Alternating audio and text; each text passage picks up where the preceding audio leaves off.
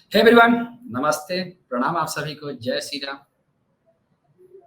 Budget आने वाला है, तो बजट में काफ़ी ज़्यादा वोलेटाइल मार्केट रहेगी, जिसकी वजह से हम तीनों के तीनों टाइम फ्रेम पर डिस्कस करेंगे हम लोग। और डेली के टाइम फ्रेम पर भी, 75 मिनट का टाइम फ्रेम पर भी और 15 मिनट का टाइम फ्रेम पर। तो जैसा कि आपने देखा कि फ्राइडे के दिन मार्केट जो है प्रॉफिट बुकिंग हुई है। अब ये प्रॉफिट बुकिंग जो हुई है, ये टॉप लेवल से हुई है और अक्सर ऐसा देखा गया है कि जब भी प्राइस जो है सिंगल लेग जब कंप्लीट करता है, सिंगल लेग का मतलब है कि जो ट्रेंड स्टार्ट हुआ है, तो अभी जो ट्रेंड स्टार्ट हुआ है ये इलेक्शन के रिजल्ट के बाद का ट्रेंड स्टार्ट हुआ है और अच्छा खासा चला है। 3500 के आसपास का जो मूव है ये अच्छा खासा एक मूव माना जाता है किसी भी स्विंग के लिए। इनफैक्ट निफ्टी, बैंक निफ्टी के लिए भी, दोनों के लिए कंसिडरेबल है। राइट, तो अब आगे का मूव कैसा होगा? जैसा कि आप पहले से सुनते आ रहे हो कि बजट में बहुत ज़्यादा कुछ होने वाला है, जैसे कि मार्केट में फ्यूचर बैन हो सकता है या फिर फ्यूचर में लॉट साइज बढ़ाया जा सकता है, 5 लाख की जगह 30 लाख का भी हो सकता है। तो ढेर सारी अनसर्टेनिटी जो है बन रही है, ऐसा-वैसा हो सकता है कि जीएसटी भी बढ़ जाए। एनीवे, मैं उसकी बात नहीं कर रहा हूँ, लेकिन हाँ, एक चीज़ तो है कि मार्केट में इस बार का जो बजट है, वो बहुत ज़्यादा ड्रास्टिकली मूव देने वाला है, चाहे वो अपसाइड दे या डाउन साइड दे। तो पिछला अगर हम 10 साल का रिकॉर्ड देखते हैं, तो 10 साल में अगर आप देखोगे तो 2014 से बात कर रहा हूँ, तो मैं भी जस्ट देख रहा था। तो मैंने देखा ना कि जब-जब मार्केट में कोई बजट आया है, तो ट्रेंड कंटिन्यू हुआ है। अगर ट्रेंड कंटिन्यू हुआ है तो ज़्यादा कंटिन्यू हुआ है, लेकिन जब फॉल आया है तो अच्छा खासा फॉल आया है। पिछले 10 सालों के आस-पास हमने देखा है। तो ये 10 साल वाला जो मार्केट का रिसर्च है, मतलब मार्केट का हम लोग जो मैंने जो वॉच किया है, ये आपके साथ में लाइव मार्केट में डिस्कस करने वाला हूँ, बजट में। तो आइए चलते हैं, डेली के टाइम फ्रेम से स्टार्ट करते हैं और मार्केट के मूव को आइडेंटिफाई करते हैं कि आने वाले टाइम पर क्या होने वाला है। तो ये रहा हम लोग का डेली के टाइम फ्रेम। तो डेली के टाइम फ्रेम पर निफ्टी पर आप देखोगे तो यहाँ से जो मार्केट का जो मूव चल रहा है, तो यहाँ से आप देखोगे तो 161%। तो मैं आपको बताता आ रहा हूँ कि 127%, 161% और 200% और 261.8% लास्ट में। ये जितने भी रेशियो होते हैं, चाहे वो रिट्रेसमेंट के हों और चाहे वो एक्सटेंशन के हों, ये दोनों के दोनों रेशियो जो है वो इम्पल्स को कंसीडर करते हैं। तो प्राइस जो है अगर 127% के ऊपर क्लोजिंग दे रहा है, तो पॉसिबिलिटी पूरी होती है कि प्राइस जो है 161% पर जा सकता है। तो देखोगे तो थर्सडे के दिन प्राइस जो है 161% के ऊपर क्लोजिंग दिया। तो ऐसा कई बार हुआ है कि प्राइस जो है इम्पल्स के नेचर में 127% के बाद या 161% के बाद क्लोजिंग दे, उसके बाद भी प्रॉफिट बुकिंग में भी कन्वर्ट हो सकता है, जिसको बोलते हैं फेक ब्रेकआउट। इसको कंसीडर कर सकते हैं, या आप ऐसा कह सकते हो कि इसको आप ऐसा कह सकते हो, इम्पल्स ट्रैप कह सकते हो। तो कुछ ऐसा ही सिनेरियो इसमें बना है। फ्राइडे के दिन अच्छा खासा बुकिंग हुई है, मतलब मार्केट जो तकरीबन 270 पॉइंट का फॉल मार्केट ने दिखाया और 161.8% के नीचे क्लोजिंग दिया है। तो अगर ये कंटिन्यू 161% के नीचे क्लोजिंग दिया, आई मीन देता है कंटिन्यू आने वाले टाइम पर, तो कुछ चेंज नहीं करना है। ये जो रेशियो लगे हैं ना, ये रेशियो आपको कंटिन्यू लगा के ऐसे ही रखना है, चेंज नहीं करना है। तो अगर इन केस अगर यहीं से चेंजिंग आता है मार्केट में, तो क्या करना है कि आप यहाँ से ऐसे रिट्रेसमेंट डाल देना, ठीक है ना, टॉप से। तो ये रिट्रेसमेंट आप डालोगे तो आपको ना इस तरह के रेशियो जो है मिलने वाले होंगे। तो 38.2%, 23% इस तरह के रेशियो जो आपको मिल सकते हैं इन फ्यूचर में, मतलब ऐसा आप लगा के चल सकते हो, ठीक है ना।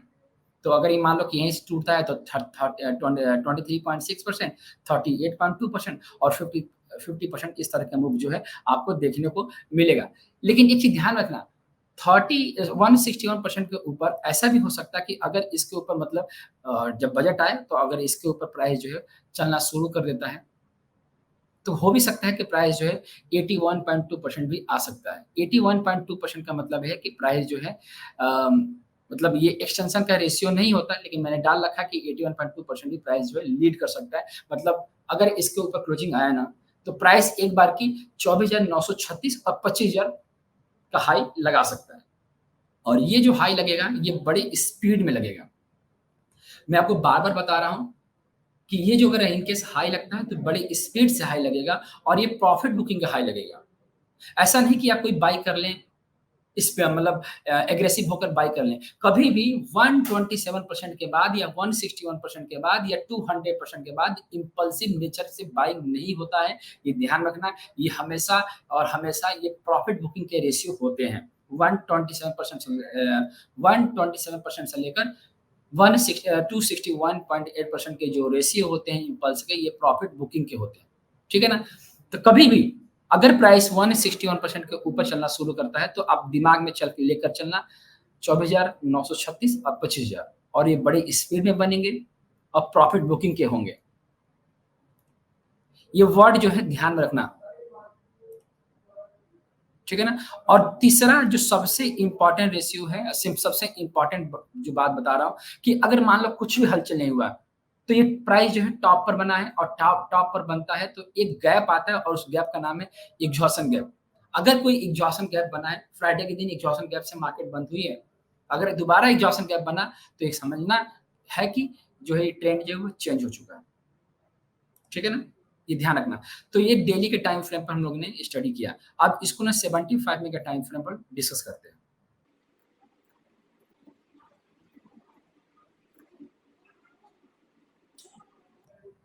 तो ये 75 मिनट टाइम फ्रेम का स्टडी है, और मैं इसको ना लाइव मार्केट में कई बार स्टडी किया है मैंने, हम लोगों ने।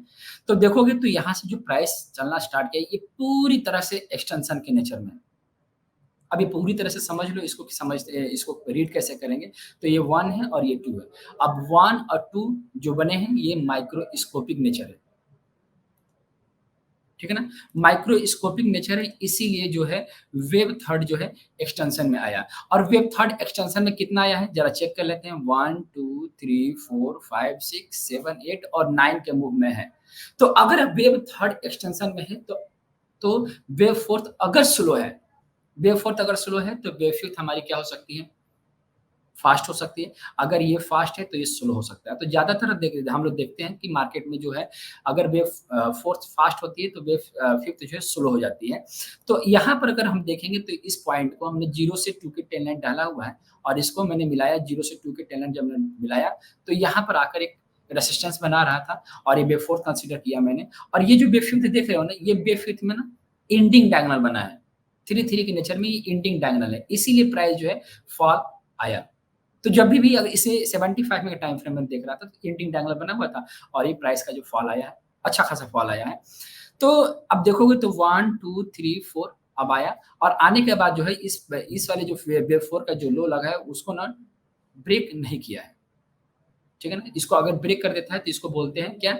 इसको बोलते हैं पैटर्न कन्फर्मेशन। ठीक है ना?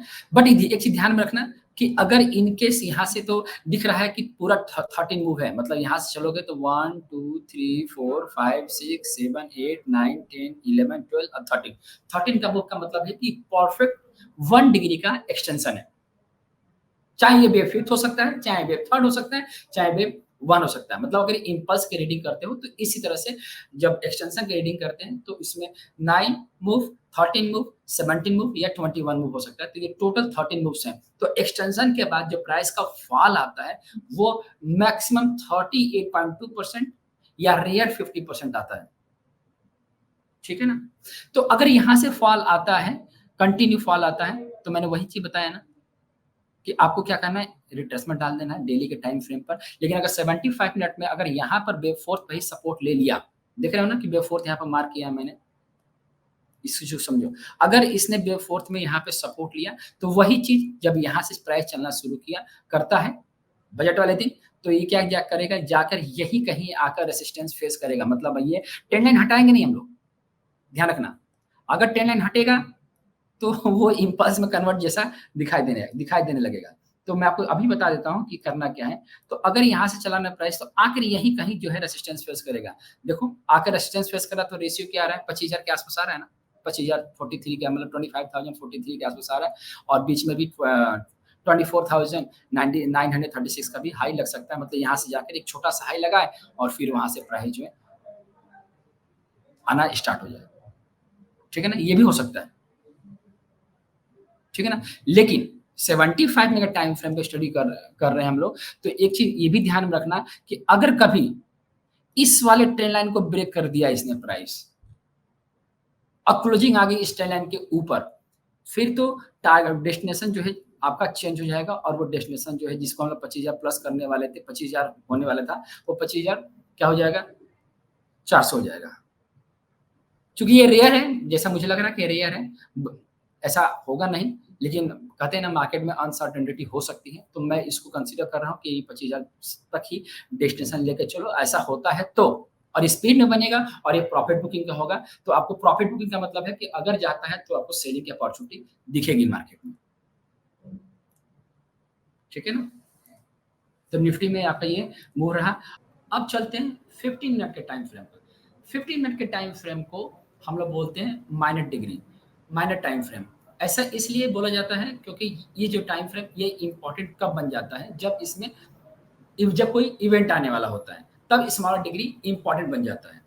ठीक है ना? वैसे मैं इसको कंसीडर नहीं करता, आपने देखा भी होगा। तो ये 15 मिनट का टाइम फ्रेम है। इस 15 मिनट के टाइम फ्रेम पर जो हम लोग देख रहे हैं, तो यहाँ से जो काउंटिंग स्टार्ट करेंगे हम लोग ना, यहाँ से मतलब ये जो पॉइंट था यही वेव 4 था। देखना, इसको थोड़ा-सा मैं इसको ना मार्क कर देता हूँ इस पॉइंट को, और इसका लो देखना, इसका लो है कितना 24141, और यही चीज़ हमें कहाँ पर दिख रही है? यहाँ पर देखो, ये पॉइंट यहाँ पर दिख रहा है ना? ये वाला, ठीक है ना? ये वाला पॉइंट, राइट ना? 24141 यही वेव फोर्थ जो है हम लोग रीड करने जाए, यहाँ से यहाँ तक की पूरी मूव को हम लोग रीडिंग करेंगे, क्योंकि 15 मिनट का टाइम फ्रेम ले रहे हैं हम लोग। तो यहाँ से जब मूव चलेगा ना, तो अब मैंने आपको पहले ही बताया था कि ये जो मूव चल रहा है ये 1 2 3 4 5 का नेचर में। तो यहाँ से जो मूव कर रखे हैं, तो इस पॉइंट को 1, इस पॉइंट को 2, इस पॉइंट को 3, 4 और 5, इस तरह से भी फिलहाल के लिए काउंट करते हैं। ठीक है ना? अब समझो कि अगर यहाँ से जब मैं काउंट करता हूँ, तो 2 4 की टेन लाइन अप्लाई करेंगे, तो 2 4 की टेन लाइन मैंने अप्लाई कर दिया। अब अप्लाई करने के बाद जब देख रहा हमने, तो यहाँ से जो मूव गया ये 16 टाइम में गया है। ठीक है? लेकिन जब ये रिवर्स होकर जब पैटर्न कंफर्मेशन की बात होती है, तो ये आया है तकरीबन 19 बार्स में। तो जब 19 बार्स में आया है, तो दो पॉसिबिलिटी है, या तो ये क्या किया है कि ये इसने कंप्लीट कर दिया, डिग्री कंप्लीट कर दिया है, उसके पास ही खड़ा है। तो पैटर्न कंफर्मेशन का मतलब है कि दोनों टाइम पीरियड जो है वो सेम होना चाहिए, इसमें ओवरलैपिंग का कोई रूल नहीं है। ठीक है ना? तो जब ये फॉल होकर आया है ना, तो ये जिगजैग का क्या बना सकता है? जिगजैग का ए का पार्ट बन सकता है, क्योंकि प्राइस का फॉल जो है बड़ी स्पीड में है। जब स्पीड में आया ना, तो अब ये हो सकता है कि यहाँ तक मैंने 5 रखा है, और 5 रखने के बाद जो है, अब इसको क्या करेंगे ना, कि सपोज करो कि ये जो मूव बना है, इसको हम लोग कंसीडर करते हैं 1। किसका 1 कंसीडर करते हैं? इसको कंसीडर करेंगे वेव जिगजैग के वेव ए का 1। 15 मिनट का टाइम फ्रेम है। ठीक है ना? तो 2 3 4 5 कंप्लीट होगा, ये बनेगा। तो सपोज करो कि अगर हमने इसको 1 रखा इन केस, और रिजल्ट आता है, और सॉरी बजट आता है, और बजट के बाद प्राइस जो हमने रिट्रेसमेंट ऐसे डालेंगे, अगर यहीं से प्राइस रिवर्स करना स्टार्ट हुआ तो, या कहीं मंडे को मार्केट डाउन ट्रेंड में ओपन हुआ और यहीं से चलना, मतलब कहीं से भी अगर डाउन ट्रेंड होता है, तो और ये पूरा का पूरा जो नेचर ये 1 ही कहलाएगा। तो सपोज करो कि कहीं से भी रिवर्स लेता है, तो प्राइस जो है चलना शुरू करेगा, और चलना शुरू करेगा, तो सपोज करो कि ये ट्रेंड लाइन को ब्रेक किया, तो भी ये वेव सेकेंड में कन्वर्ट होगा। तो सेकेंड वेव कन्वर्ट होता है तो कहां तक जाएगा? 81.2% तक जाएगा। ठीक है ना? पहली पॉसिबिलिटी है कि यहां से रिवर्स किया तो मैक्सिमम हाई हाई कहां मारेगा? 81.2%। जबकि जबकि मैं आपको बता चुका हूं कि अगर जाएगा तो स्पीड में जाएगा, तो 81.2% जाएगा, और फिर लौटेगा तो यहां से 3 देन 4, और फिर ये 5 के नेचर में आएगा। ठीक है? ये बनेगा। लेकिन अगर यहाँ से चलना शुरू किया, और जाने के बाद मैं सारा डिलीट कर देता हूँ फिर से, देखो इसको, और चलने के बाद अगर यहाँ से चला, तो मैं इस ट्रेन लाइन को अप्लाई कर दिया। तो जिसको हम लोग ना यहाँ से रिट्रेसमेंट डालने के बाद, जिसको हम लोग रीड क्या कर रहे थे कि यहाँ तक आके वेव सेकंड बनेगा, सपोज करो कि इसको ब्रेक कर दिया। ब्रेक करने के बाद अगर प्राइस जो है कहाँ तक चला गया? 127% चला गया। तो 127% अगर इनकेस गया, तो ये किस में कन्वर्ट होगा? ये इम्पल्स में कन्वर्ट होगा। तो जब यहाँ पर ये 127% कंप्लीट होता है ना, तो फिर क्या करना है कि पैनिक नहीं होना है। अब आपको ना ये ही काउंटिंग क्या करनी है? रिकाउंट करनी है। इसी काउंटिंग को रिकाउंट करना है, छेड़ना नहीं है बाकी की काउंटिंग। कोई जरूरत नहीं है कि मैंने क्या देखा था, कहाँ क्या प्रॉब्लम आई थी, क्योंकि ये सिंगल मूव जो है जा रहा है। तो आपको काउंटिंग कैसे करनी है? 1 2 3 4 5 6 7, और जो फॉल आया ये 8 आया, और जो ऊपर गया ये 9 बनेगा। तो दो केस बनाना। पहला, अगर ये 81.2% जाएगा तो करेक्टिव का वेव सेकंड बनेगा, अगर ये इंपल्सिव जाएगा तो इंपल्सिव का 9 मूव बनेगा। तो दोनों तरफ की जो पॉसिबिलिटी है वो क्या दिखा रही है कि भाई अगर ऊपर जाएगा, स्पीड में जाएगा, और वहां से सेलिंग देखने को मिल सकती है। ठीक है? तो 15 मिनट का टाइम फ्रेम पर तो ये इंडिकेशन है। और डेली के टाइम फ्रेम में बेयरिश इंगल्फिंग जिसको पैटर्न आप लोग रीड करते हो वो भी है। और 75 मिनट का टाइम फ्रेम पर भी क्या है, रेजिस्टेंस बना रखा है। तो ओवरऑल जो इस सिनेरियो हम निफ्टी में देख रहे हैं कि निफ्टी का ओवरऑल जो सिनेरियो है इसमें एक प्रॉफिट बुकिंग आएगा और अच्छा खासा फॉरवर्ड बुकिंग आएगा। ठीक है, तो इंपल्सिव बायर नहीं बनना है इस पर भी। इंपल्सिव बायर बनने के लिए आपको थोड़ा सा वेट करना पड़ेगा, अच्छा खासा करेक्शन आने दीजिए और वहां से जब ये रिवर्स लेना स्टार्ट करेगा प्राइस तो हम लोग इंपल्सिव बायर बन सकते हैं। ठीक है, तो जैसा मैंने चार्ट को देखा, जैसा मैंने स्टडी किया वैसा मैंने आपको अपडेट कर दिया। अब चलते इस चीज को बैंक निफ्टी की तरफ रीड करते हैं। बैंक निफ्टी में भी डेली के टाइम फ्रेम से स्टार्ट करेंगे। अब ये बैंक निफ्टी का चार्ट है और डेली के टाइम फ्रेम में, तो डेली के टाइम फ्रेम में जो हम लोग देख रहे हैं यहाँ से, तो मैंने नहीं सीधा सा रिट्रेसमेंट डाला हुआ है, यहाँ से यहाँ तक रिट्रेसमेंट डाला हुआ है। और यहाँ से जब प्राइस देख रहे हो ना तो प्राइस जाकर क्लस्टरिंग कर रहा है यहाँ पर 100% और 127% पर प्राइस जाकर रुक रहा है। बार बार यहीं पर जाकर 100% प्राइस को जाकर रोक रहा है। तो ये जो 100% है ना, ये एक्सटेंशन का नेचर है। तो अगर यहाँ से अगर प्राइस सपोज छोड़ ना ब्रेक कर पाया इस चीज को, 100% को ना ब्रेक कर पाया, फिर तो रास्ते खुल जाएंगे डेली के टाइम फ्रेम पर 81.2% और 61.8% के रास्ते इस पर खुलना स्टार्ट हो जाएंगे।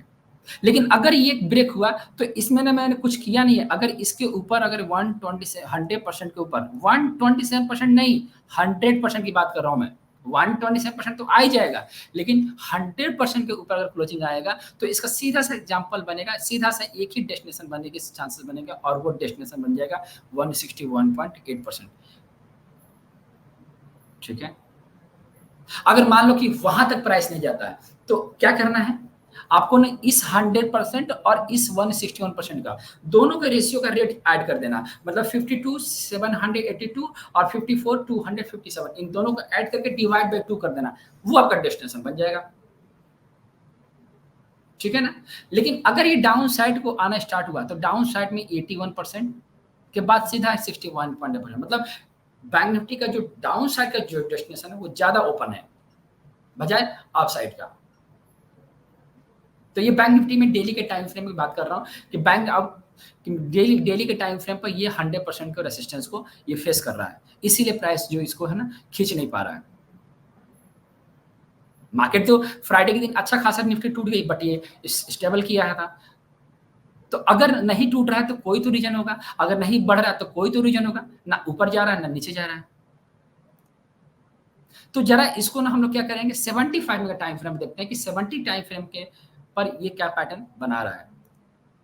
तो 75 का टाइम फ्रेम अगर रीड करते हैं, एक चीज मैं आपको बता दूं कि आप लोग ना सबके व्यू देखो, मतलब मेरे भी व्यू देखो, बाकियों के व्यू देखो, डिसीजन लेना खुद सीखो। तो मुझे इस बैंक निफ्टी में 75 का टाइम फ्रेम पर शुरू से लास्ट मैं पिछले काफी टाइम से, मतलब आपको बॉटम से ये मैंने 38.2% का जो एक्सटेंशन है वो ना जाने कितने महीनों से लगा, मतलब कितने दिनों से लगा के बैठा हूँ। ठीक है ना, तो देखोगे ना तो यहाँ से जो फॉल आ रहा है ना, यहाँ से 30.2% फेलियर होता है किसी भी इम्पल्स का। तो अगर यहाँ से देखोगे ना तो प्राइस काफी दिन से, मतलब यहाँ से देखोगे ये तकरीबन 27 जून से लेकर अभी तक एक महीना होने को आ गया और ये जो इसका हाई नहीं ब्रेक कर रहा है, ये पूरे एक महीने का मूव है। तो ये क्या है, ये आपका दो केस है, या तो ये ट्रिपल करेक्शन है या ये फिर ट्रायंगल है, कोई एक ही मूव है, ट्रिपल करेक्शन है या तो ट्रायंगल है, क्योंकि इतना लंबा मूव किसी और करेक्शन में दम नहीं है इतना। ठीक है ना, तो मैं आपको सीधा से बोलूंगा कि देखो हमने क्या किया कि वेब थर्ड पर एक trend line, horizontal trend line डाल रखा है और इसको सपोर्ट मान रखा कि ये सपोर्ट ब्रेक करेगा तो ट्रेंड चेंज हो सकता है। ठीक है ना, लेकिन मैंने यहाँ पे एक्सटेंशन एक हॉरिजॉन्टल ट्रेंड लाइन यहाँ पे डाल रखा है। क्यों ऐसे डाल रखा है, क्योंकि मुझे ऐसा लग रहा है कि ये कोई ऐसा करेक्शन का पैटर्न है जिसको हम लोग और भी इसको रीड करेंगे कि ऐसा क्या है एग्जैक्टली कि इसको क्रॉस नहीं कर पा रहा और यहाँ पर ऐसा क्या है कि जो इसको ब्रेक नहीं कर पा रहा है।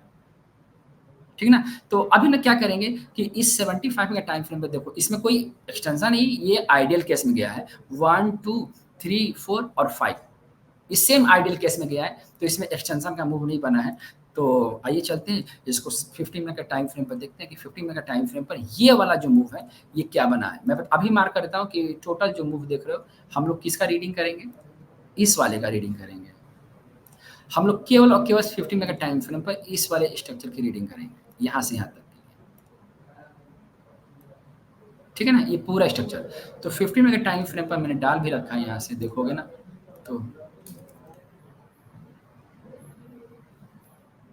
तो बैंक निफ्टी में देखोगे ना, यहाँ पर ये देखो मैंने यहाँ पर ना ऑलरेडी इसकी काउंटिंग की हुई है। तो यहाँ से जो फॉल आया मैंने इसको डब्ल्यू मार्क किया हुआ, 75 मिनट का टाइम फ्रेम ही रहेगा, इसमें 50 मिनट का टाइम फ्रेम में देखूंगा। ऐसा इसलिए क्योंकि एक महीने से प्राइस भी यहीं पर रुका पड़ा है। हम लोग अगर इसके 50 मिनट का टाइम फ्रेम पर देखेंगे तो ये हो जाएगा कि सब की ज़्यादा काउंटिंग हो गई और इसमें मिस्टेक होने के ज़्यादा चांस बढ़ जाएंगे। तो इसके लिए एक्सट्रीमली सॉरी, बैंक निफ्टी में 50 मिनट का टाइम फ्रेम मैं नहीं देखूंगा। तो यहाँ पे देखोगे ना, इस पूरे मूव में ना 3 मूव आया है, तो डब्ल्यू मार्क किया है, चूंकि ये क्या है, ये फ्लैट करेक्शन है, तो इसको डब्ल्यू मार्क किया। और यहाँ से जो मूव किया ये स्पीड में गया, इसको मैंने एक्स मार्क किया हुआ है। और यहाँ से आया है तो इसको मैंने वाई मार्क किया हुआ है। ऐसा ही क्यों? क्योंकि डब्ल्यू का टाइम और एक्स का टाइम दोनों का जब मैच करता हूँ तो एग्जैक्टली उतने ही टाइम फ्रेम पर जो है वाई कंप्लीट हो जाता है।